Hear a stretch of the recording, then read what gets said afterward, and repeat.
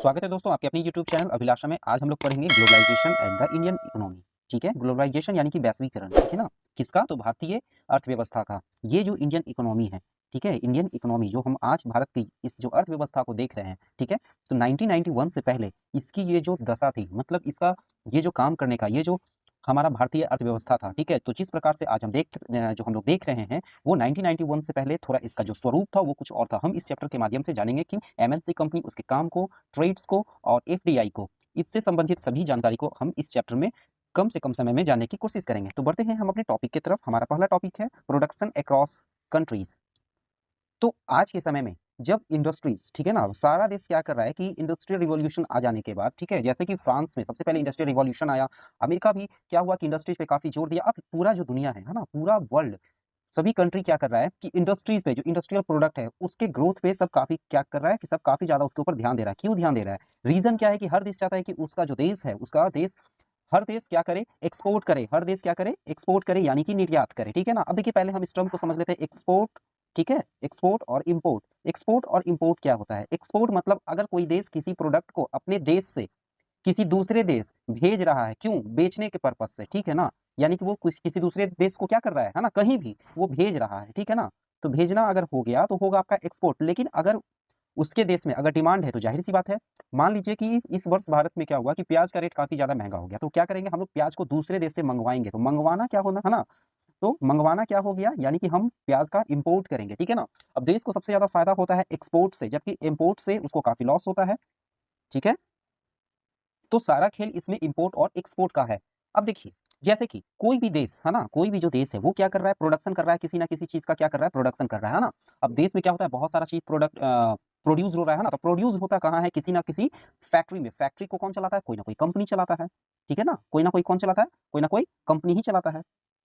अब देखिए, जैसे कि ये कंपनी है, ठीक है, ये लोकल लेवल पे एक कंपनी है। ये कंपनी क्या है? ये एक छोटे से डिस्ट्रिक्ट में कंपनी है। एक वैसा भी कंपनी होता है जो पूरे कंट्री लेवल पे होता है। एक वो होता है कंपनी जो क्या होता है, जिसका जो ब्रांचेस है वो पूरे वर्ल्ड में फैला होता है। ठीक है ना। एक वैसा कंपनी जो एक लोकल डिस्ट्रिक्ट तौर पे होता है ना, यानी कि बिहार, बिहार का एक छोटा सा कोई जिला होगा, उसमें क्या है? छोटा सा एक ब्रेड का, ठीक है, क्या है? एक ब्रेड का छोटा सा फैक्ट्री है।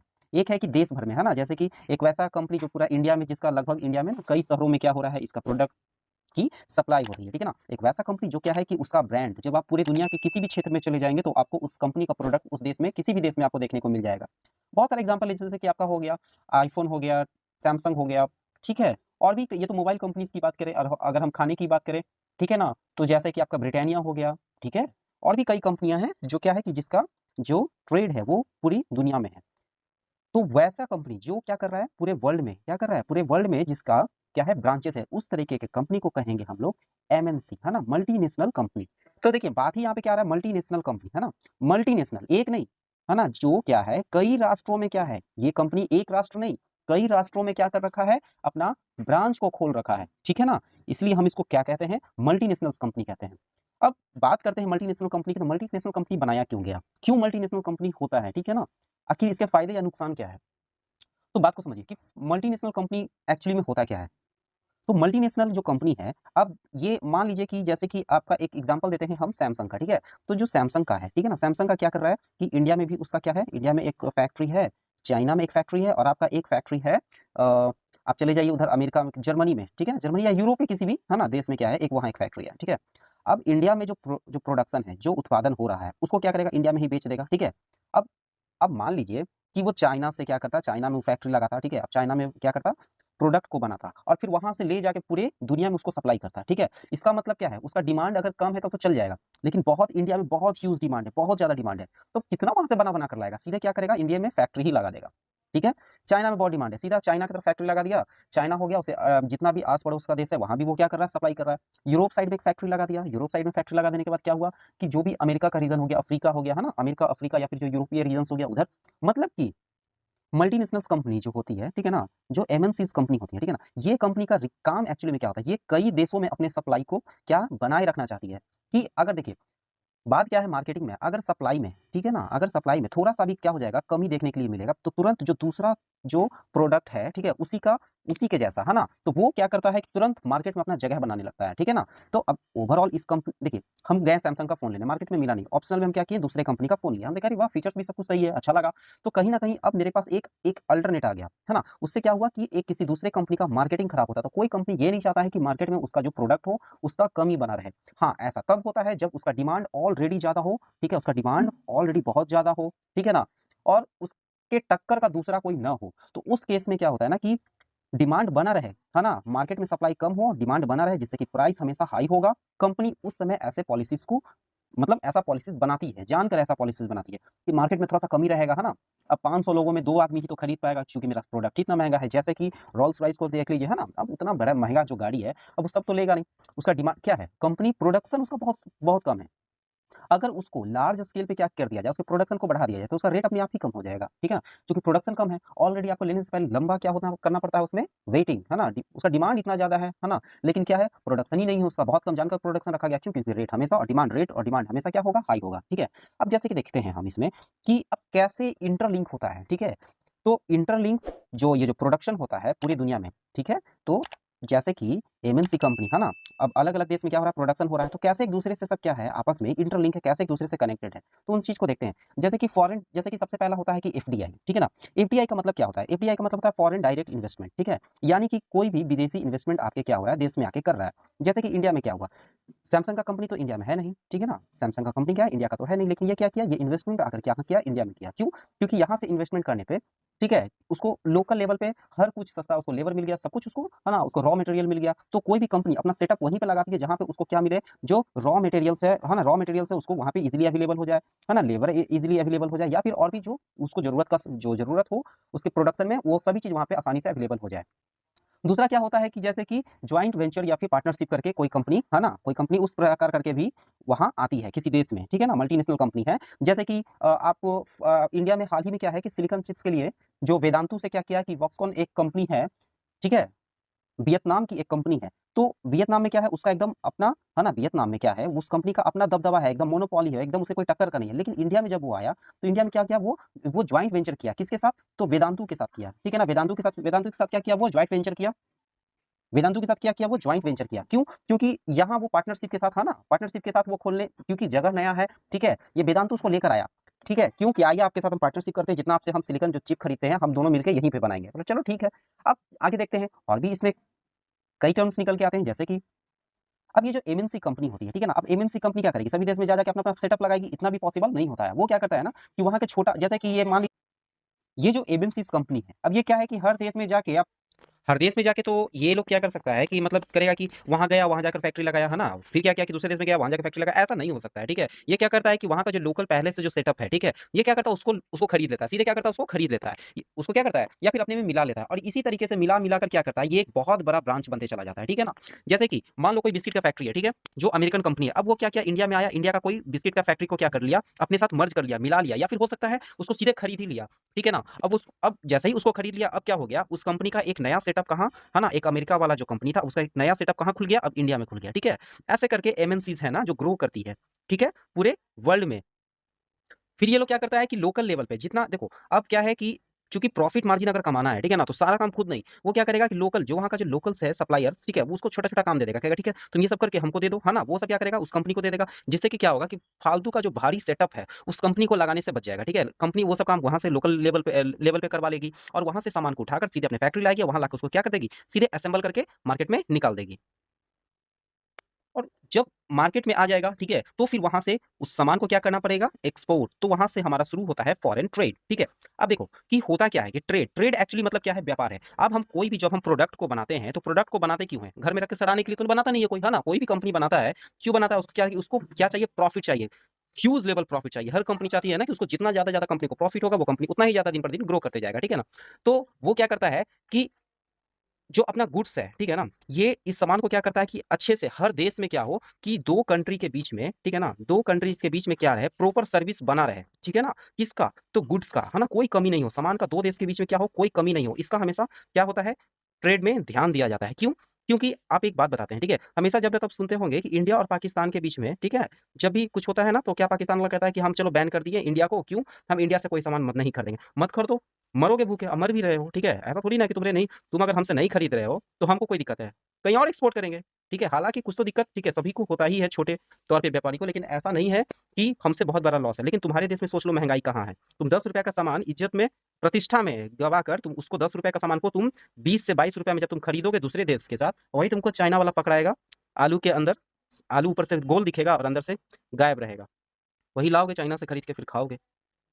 तो छोड़िए, आते हैं हम लोग अपने टॉपिक की तरफ, ठीक है? तो facilitate movement of the people, idea and technology. अब देखिए कि कोई जो 2 देश होता है, ठीक है? उन दोनों, जैसे कि इन दोनों देश के बीच में, ठीक है? जैसे कि हो गया, एक हो गया हमारा इंडिया हो गया, ठीक है? इंडोनेशिया हो गया, ठीक है? और एक देखते हैं हम जापान हो गया, ठीक है? अब यहाँ से जब ट्रेड हो रहा है, इन लोगों के बीच में जब व्यापार हो रहा है, तो बात केवल व्यापार का नहीं होता है। व्यापार के दौरान क्या होता है ना कि कई जो टेक्नोलॉजी है, नया-नया टेक्नोलॉजी भी शेयर होता है एक-दूसरे देश से। बोला, "अरे! देख रहा है, वहाँ क्या एक ऐसा मशीन आया है ना? कि भई इधर से आलू डाल रहे हैं, उधर से सोना निकल रहा है।" तो ये बोला कि, "भाई हम भी लाते हैं वो आलू सोना वाला मशीन था ना।" फिर बोला, "अरे नहीं, ये तो कम है। ये देखो ना, इस देश के पास इतना अच्छा-अच्छा मशीन है कि अब आदमी क्या कर रहा है कि देखो उसमें आटा, गेहूँ को डाल दो, खुद से आटा पिस जा रहा है, उससे लोई बन जा रहा है, ठीक है? उससे ब्रेड बन के सीधे ब्रेड बन के निकल रहा है। बस तुमको क्या करना है, गेहूँ डालना है, आटा भी नहीं डालना है।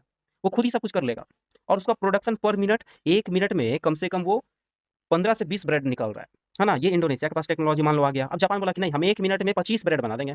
इंडिया तो ये होता है टेक्नोलॉजी शेयर, ठीक है ना? जब आइडियाज़, नया-नया आइडियाज़ आता है, ठीक है? ये कब होता है? जब आपका ट्रेड होगा कहाँ? फॉरेन लेवल पे, जब विदेश से व्यापार होगा।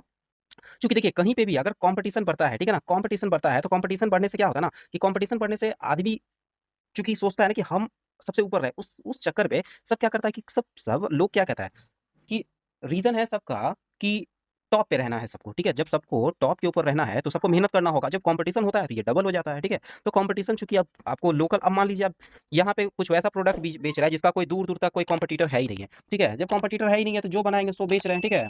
कोई कुछ बोलने वाला नहीं है, कोई कॉम्पिटिशन नहीं। लेकिन वही आप चले जाइएगा फॉरेन ट्रेड में, तो फिर क्या होगा? जैसे ही फॉरेन ट्रेड में जाएँगे, तो बहुत सारा आपको कॉम्पिटिटर मिल जाएगा। फिर आप भी एक से एक दिमाग लगाएँगे कि कैसे हम अपने प्रोडक्ट को ज़्यादा से ज़्यादा बेच सकें।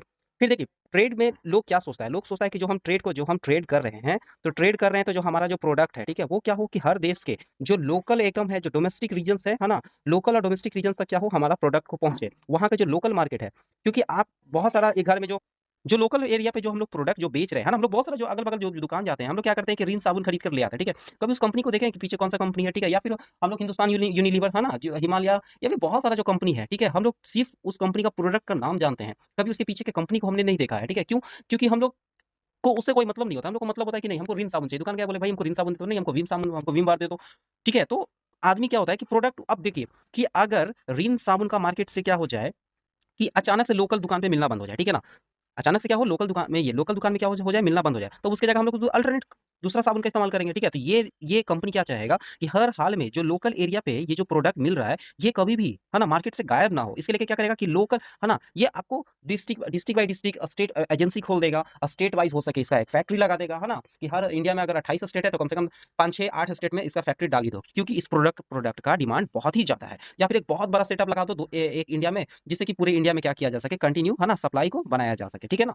तो ऐसा ही करके धीरे-धीरे कंपनी करके क्या होता है कि एक मल्टीनेशनल, हाँ, वो तो अभी इंडिया में कर रहा है, मल्टी स्टेट है, अब ये जब कंट्री में चला जाएगा तो ये मल्टीनेशनल कंपनी हो जाएगा, है ना? तो ट्रेड में इन सभी बातों का बहुत ध्यान दिया जाता है। क्या? कि कभी भी क्या हो कि जो गुड्स है ना? वो क्या हो, उसका डिमांड, मतलब लोगों के पास ना मार्केट में उसका कमी नहीं हो, ठीक है? जिसके लिए क्या हो कि डिमांड हमेशा जब बना है, तो सप्लाई भी हमेशा बना रहे।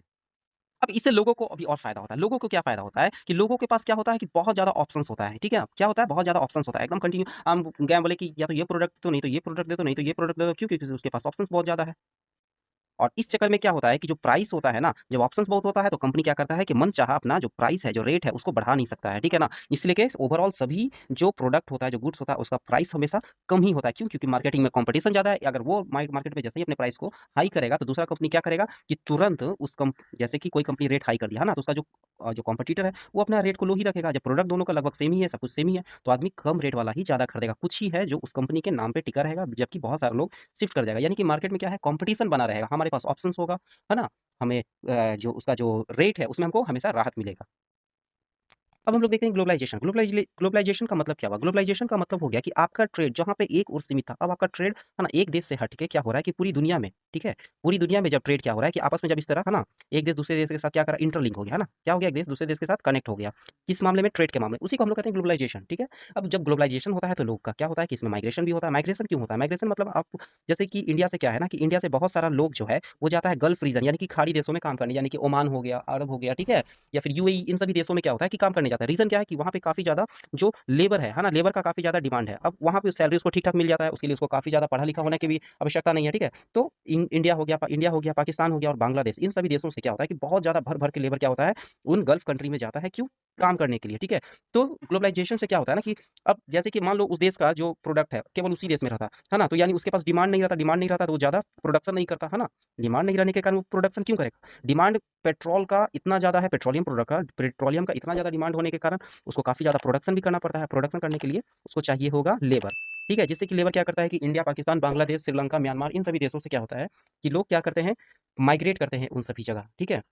अब ग्लोबलाइजेशन में एक अहम जो भूमिका है वो टेक्नोलॉजी का भी है। जैसे कि हम देखते हैं कि आज घर बैठे क्या होता है कि हम लोग जैसे कि द टाइम्स ऑफ इंडिया, ठीक है? द टाइम्स ऑफ इंडिया, ठीक है? ये तो इंडिया में छप ही रहा है। लेकिन इंडिया, अब मान लो कोई अमेरिका का न्यूज़ है, ठीक है? अमेरिका का भी जो न्यूज़ है या फिर कोई भी, है ना? अब ये पेपर पेपर है ना? ये पेपर का क्या है, कंपनी है जो पेपर छापती है। अब ये पेपर प्रिंट करने से इसके पास जो न्यूज़ है वो कहाँ से आएगा? तो वो जो हम लोग जो टेलीकम्युनिकेशंस है यानी कि टेलीग्राफ, टेलीफ़ोन, मोबाइल, है ना? टेलीफ़ोन हो गया, मोबाइल हो गया, फ़ोन हो गया, फैक्स हो गया, तो इन सभी माध्यम से क्या होता है कि इसके पास न्यूज़ आ जाता है। अब ये न्यूज़ को इसमें क्या करता है, प्रिंट करता है और प्रिंट करके पब्लिश कर देता है, ठीक है ना? तो ये फ़ायदा है किसका कि ग्लोबलाइजेशन में आईटी सेक्टर का, ठीक है? इन्फॉर्मेशन टेक्नोलॉजी का। क्यों? क्योंकि अगर ये नहीं होता, ठीक है ना? तो जो मैगज़ीन्स हैं, ठीक है? अब अमेरिका से मैगज़ीन छप के इंडिया आता, है ना? मालूम चलता कि पिछले महीना चला था, 1 महीना पहले, 1 महीना बाद आया है। फरवरी का मैगज़ीन हम लोग पढ़ रहे हैं मार्च में, ठीक है? जबकि वो घटना घटा होगा कब? जनवरी में, है ना? यानी जनवरी का घटना को पढ़ रहे हैं मार्च में, ठीक है? तो ये सब कुछ दिक्कत या परेशानी का सामना हमको करना पड़ता। तो अब जैसे कि देखिए, अब हम लोग देखेंगे इसमें क्या कि फॉरेन इन्वेस्टमेंट है ना? हम लोग देखेंगे कि जो विदेशी, ठीक है ना? जो फॉरेन इन्वेस्टमेंट है यानी कि विदेशी जो निवेश है उसके बारे में।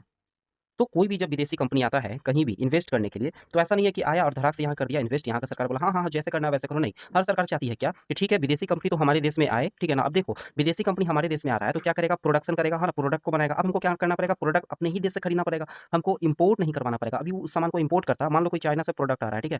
और यहाँ इंडिया में आ रहा है, तो जैसे ही चाइना से क्या करेगा, चाइना उसको एक्सपोर्ट किया तो यहाँ पे मान लो 3% का एक, ठीक है? 3% का मान लो कोई प्रोडक्ट है उसके ऊपर क्या लगा, टैरिफ लगा, है ना? अब 3% का टैरिफ लगा, यहाँ पे 3%, अब वो इंडिया है, अब इंडिया में चूँकि यहाँ पे एक्सपोर्ट चार्ज लगा, अब इंडिया में इम्पोर्ट चार्ज लगेगा, फिर और भी कई चार्जेज़ लगेगा, ऐसे करके हर प्रोडक्ट महँगा हो जाता है, ठीक है?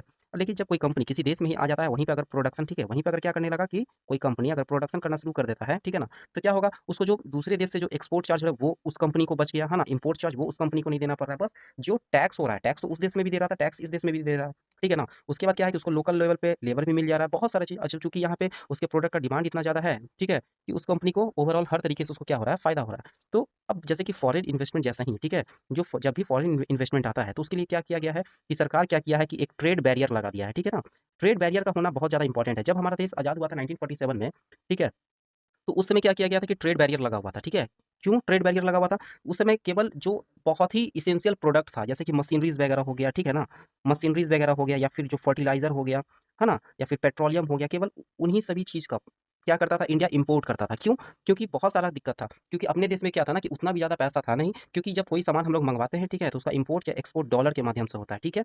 दूसरा बात है कि वही एक वो ऐसा समय था कि जब हमारा देश क्या था कि ग्रो कर सकता था और ग्रो किया भी उसी, है ना? हमारा देश क्या हुआ कि तो वो ग्रो भी करता है, ठीक है ना? जैसे कि अब देखिए कि 1947 में क्या था कि बस जो एसेंशियल जो प्रोडक्ट था, उसी प्रोडक्ट को क्या किया जा रहा था कि केवल इम्पोर्ट किया जाता था, ठीक है ना? केवल इम्पोर्ट क्यों? क्योंकि उसको बहुत ज़्यादा इंडिया, ठीक है, इंडिया के उस समय उतना हालात बेहतर नहीं था कि ज़्यादा की सभी चीज़ को वो अगर मँगाता, ठीक है ना? तो इंडिया के पास क्या होता, हैवी लॉसेस हो जाता, ठीक है? काफ़ी ज़्यादा लॉस हो जाता, उसके पास पैसा तो बचता ही नहीं, जिससे कि वो क्या कर सकता, है ना? कि देश को चलाया जाए। देश को चलाने के लिए काफ़ी रिज़र्व में पैसा होना भी, ठीक है? रिज़र्व में काफ़ी ज़्यादा पैसा का होना भी बहुत ज़्यादा ज़रूरी होता है, ठीक है ना? तो रिज़र्व को बचाने के लिए आपको क्या करना पड़ेगा, जो आप इम्पोर्ट करवा रहे हैं, है ना? इम्पोर्ट ज़्यादा जितना ज़्यादा इम्पोर्ट कम होगा, उतना ज़्यादा आपके पास रिज़र्व में पैसा बचा रहेगा, ठीक है? तो अब उसके बाद उसमें तो बैरियर लगा हुआ था, लेकिन फिर उसके बाद जब अपने देश में क्या हुआ कि स्थिति और बिगड़ने लगा, ठीक है ना? उसके बाद फिर क्या किया गया कि 1991 से, ठीक है? 1991 में पीवी नरसिम्हा राव का उस समय सरकार था, भारत के प्रधानमंत्री थे पीवी नरसिम्हा राव, और भारत के जो वित्त मंत्री यानी कि जो फाइनेंस मिनिस्टर थे, ठीक है? फाइनेंस मिनिस्टर कौन थे उस समय? डॉक्टर मनमोहन सिंह थे, ठीक है? डॉक्टर मनमोहन सिंह थे। ठीक है? तो इस समय वो मनमोहन सिंह क्या थे, फाइनेंस मिनिस्टर थे, तो यही बोले कि नहीं अब तो डॉक्टर मनमोहन सिंह जो थे, वो उन्होंने कहा कि नहीं, अब इंडिया को ग्लोबलाइज़ेशन, लिबरलाइज़ेशन की तरफ अब थोड़ा-सा बढ़ना होगा, ठीक है? तो लिबरलाइज़ेशन का मतलब क्या होता है? लिबरलाइज़ेशन का मतलब होता है कि जो भी बैरियर है, उन सभी बैरियरों को हटा देना, ठीक है? अब इंडिया क्या करेगा कि अच्छे से, ठीक है? अच्छे से क्या करेगा कि ग्लोबल लेवल पे क्या करेगा कि अपने ट्रेड को करेगा, जिससे कि क्या हो कि इंडिया अब, ठीक है, इंडिया केवल इम्पोर्ट नहीं, अब इंडिया एक्सपोर्टिंग कंट्री भी बन चुका है, ठीक है? अब इंडिया का स्थिति इतना बेहतर हो चुका है कि ये भी किसी भी प्रोडक्ट को एक्सपोर्ट कर सकता है, ठीक है ना? अब इन गवर्नमेंट, ठीक है ना? गवर्नमेंट के द्वारा भी कुछ कदम उठाया जाता है, जिससे कि क्या हो कि जो फॉरेन इन्वेस्टमेंट है, जो विदेशी निवेश है, वो क्या हो सके, भारत में आ सके। जैसे कि कुछ-कुछ सुविधा को देकर, है ना, कंपनी को लुभाना, जैसे कि उसको एक स्पेशल ज़ोन बनाकर दे देना कि देखिए आप इस ज़ोन में आ जाइए, यहाँ पे आपको electricity, water, road, transport, storage, है ना, इन सभी चीज़ का फैसिलिटी मिलेगा, एजुकेशन, है ना, सब कुछ यहाँ मिलेगा, है ना। इस कंपनी, अब यहाँ पे कोई कंपनी लगी है, तो अब उसमें काम करने वाला जो वर्कर है ना, आपको यहाँ पे आसानी से वर्कर मिल जाएगा। वर्कर, अब चूँकि आप वहाँ पे वर्कर रहेगा, ठीक है ना, तो वर्कर का फैमिली लोग भी रहेगा, उसके फैमिली के लिए स्कूल होगा, है ना, वहाँ पे वाटर का फैसिलिटी होगा, रोड होगा, ट्रांसपोर्ट होगा, सब कुछ होगा। तो कंपनी भी लगता है हाँ, चलो हम जाएँगे, तो हमको बना कर देना पड़ेगा अपने वर्कर के लिए। यहाँ पे तो गवर्नमेंट खुद ही सप्लाई कर रही है, ठीक है ना। फिर बहुत सारी कंपनी को अलग-अलग तरीके का कि चलिए हम आपको 5 साल, कोई 10 साल, कोई 7 साल के लिए टैक्स कम कर देंगे, कोई टैक्स फ्री ही कर देता है। तो अलग-अलग तरीका है ना? या फिर कुछ कहता है कि हम सब्सिडी देंगे, आप मेरे स्टेट में आके अपना फैक्ट्री लगाइए, तो हम आपको क्या करेंगे, इतना परसेंट का सब्सिडी देंगे, ठीक है ना? इतना साल तक आपसे टैक्स नहीं लेंगे, जो बिजली, जो इलेक्ट्रिसिटी का जो रेट है, उसके रेट में हम क्या करेंगे, भारी कटौती करेंगे। मतलब कमी कर देंगे, ठीक है ना? तो जिससे क्या होता है कि कंपनी कहती है कि नहीं, यहाँ डील सही है, यहाँ से हमको ज़्यादा फ़ायदा हो रहा है, तो कंपनी वहीं जाती है और वहाँ जाके क्या करती है, अपना जो सेटअप है वहीं पे लगाती है और वहीं पे अपना प्रोडक्शन शुरू करती है। तो इस प्रकार से हमारा जो ये जो इंडस्ट्रीज़ है, ठीक है? ये पूरे एक ग्लोबल लेवल पे अपने एक दूसरे, जो एक देश दूसरे देश से क्या है, इंटरलिंक है, कनेक्टेड है, ठीक है ना? तो मिलते हैं अगले फिर किसी नेक्स्ट टॉपिक के साथ, तब तक के लिए बाय।